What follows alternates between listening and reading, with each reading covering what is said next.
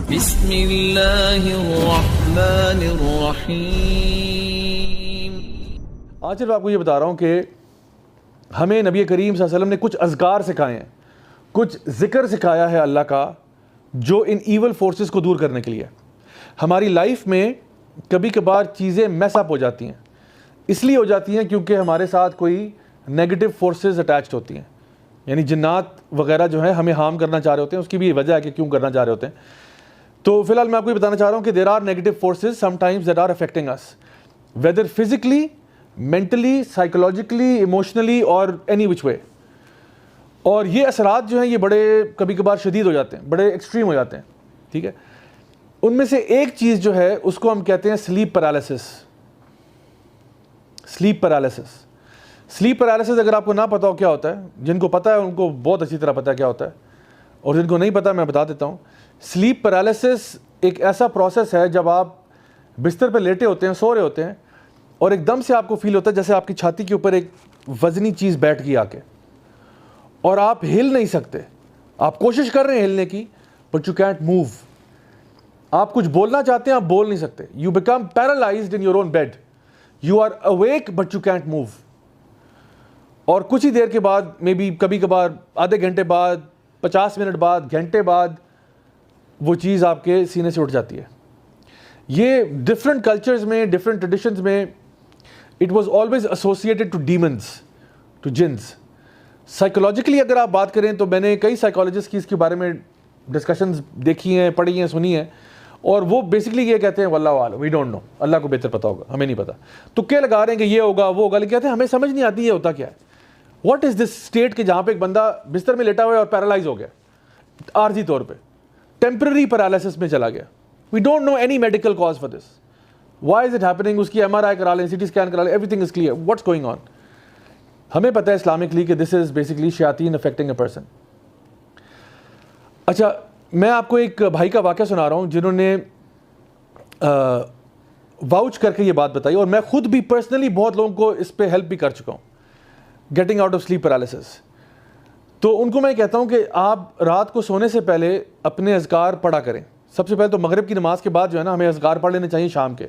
اس میں کچھ اذکار جس طرح آیت الکرسی ہے، جیسے 4 کل ہیں، ان میں سے 3 کل اسپیشلی قل هو اللہ احد، قل اعوذ برب الفلق، قل اعوذ برب الناس پڑھ کے ہاتھوں پہ بلو کرنا، اور پھر اپنے پورے جسم پر رب کرنا۔ یہ نبی کریم صلی اللہ علیہ وسلم رات کو سونے سے پہلے 3 دفعہ کرتے تھے۔ اور سورۃ البقرہ کی آخری 2 آیات جو ہیں، آپ صلی اللہ علیہ وسلم نے فرمایا یہ تمہارے لیے ہر چیز کی پروٹیکشن کے لیے کافی ہیں۔ پھر کچھ اور اذکار ہیں، مثلاً کہ بسم اللہ الذی لا یضر مع اسمہ شیء فی الارض ولا فی السماء وهو السمیع العلیم۔ ایک اور ذکر ہے اعوذ بکلمات اللہ التامات من شر ما خلق۔ ایک اور ہے اعوذ بکلمات اللہ التامہ من کل شیطان وہامہ ومن کل عین لامہ۔ یہ سارے اذکار آپ کو بائی دا وے حصن المسلم میں مل جائیں گے۔ اللہم عافنی فی بدنی، اللہم عافنی فی سمعی، اللہم عافنی فی بصری، لا الہ الا انت۔ یعنی یہ وہ اذکار ہے کہ یا اللہ، ہم ہر چیز سے اللہ تعالیٰ کی پناہ بھی مانگ رہے ہیں، اپنے لیے عافیت بھی مانگ رہے ہیں کہ ہمیں اللہ تعالیٰ حفظ و امان میں رکھے۔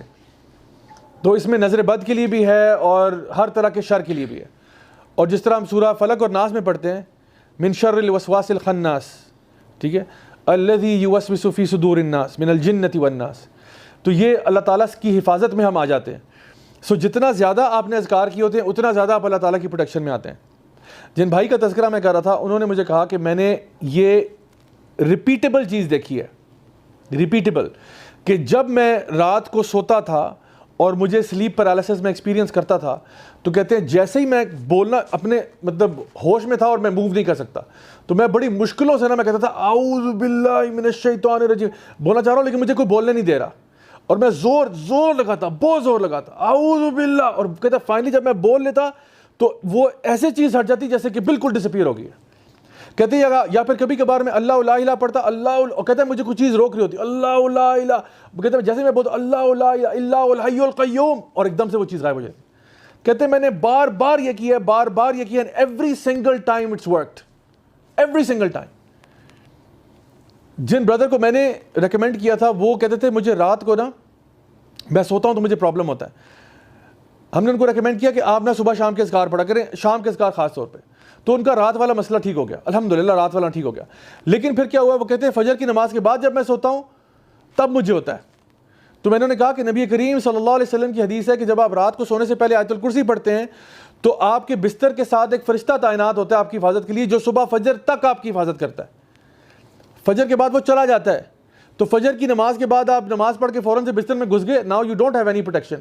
تو نماز پڑھنے کے بعد اپنے اذکار کرنا ضروری ہے.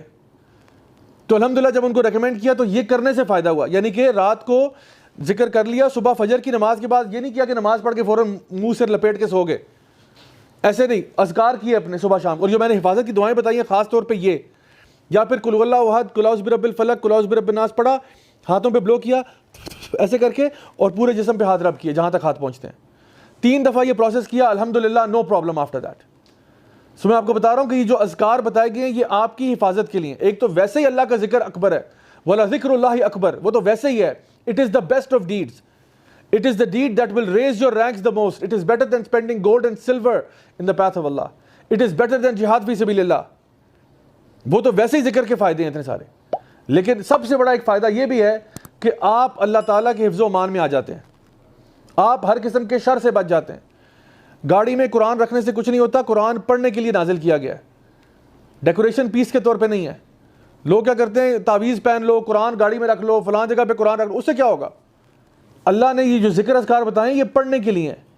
یعنی اللہ تعالیٰ کہہ رہے ہیں ذکر کیا کرو، ذکر ٹانگا کرو. قرآن مجید میں کوئی آیت نہیں ہے ایسی، نبی کریم کی کوئی ایسی حدیث نہیں ہے کہ ذکر کو ٹانگ لیا کرو. ذکر کرنے کے لیے اللہ کو یاد کرنا، دل میں اللہ تعالیٰ کو یاد کرنا، اپنے دماغ میں اللہ کو یاد کرنا، منہ سے زبان سے اقرار کرنا، زبان سے کہنا اللہ اکبر اللہ اکبر. تو یہ ساری چیزیں، اور ان اذکار کے پھر خود بہت سارے فائدے ہیں. یعنی ایسے اذکار ہیں جو زمین و آسمان کو نیکیوں سے بھر دیتے ہیں. ایسے اذکار ہیں جو ہر دفعہ ذکر کرنے سے جنت میں ہمارے نام کا درخت لگ جاتا ہے. لا حول ولا قوت الا باللہ پڑھنا، سبحان اللہ و بحمدہ، سبحان اللہ العظیم پڑھنا، الحمدللہ کہنا، سبحان اللہ کہنا، یہ سارے اذکار ہیں. تو جب انسان ویسے ہی فارغ بیٹھا ہو کبھی، تو بجائے کہ فوراً سے ہاتھ ہمارا فون کی طرف جائے اور ہمیں بھی خامخواہ اسکرولنگ شروع کر دیں، اللہ کو یاد کر لو تھوڑی دیر کے لیے. میں یہ نہیں کہہ رہا کہ بیٹھ کے اب آپ سارا دن یہی کریں، لیکن چلو 5-10 منٹ تو نکل ہی آتے ہیں نا. ڈے ٹو ڈے لائف کے اندر آپ کہیں ویٹنگ روم میں بیٹھے ہوئے ہیں، ڈاکٹر کو جو ہے نا دکھانے کے لیے گئے تھے، ویٹنگ لاؤنج میں بیٹھے ہوئے ذکر کر رہے ہو اللہ کا. کسی کو ملنے کے لیے گئے ہو، کہہ رہے جی ویٹ کریں ابھی باس اندر ہیں 5 منٹ میں آتے ہیں، اللہ کا ذکر کر لو، شاید اسی میٹنگ میں برکت ڈال دے اللہ تعالیٰ. سو کیپ ان مائنڈ کہ یہ جو اللہ تعالیٰ کا ذکر ہے نا یہ بہت بڑی چیز ہے.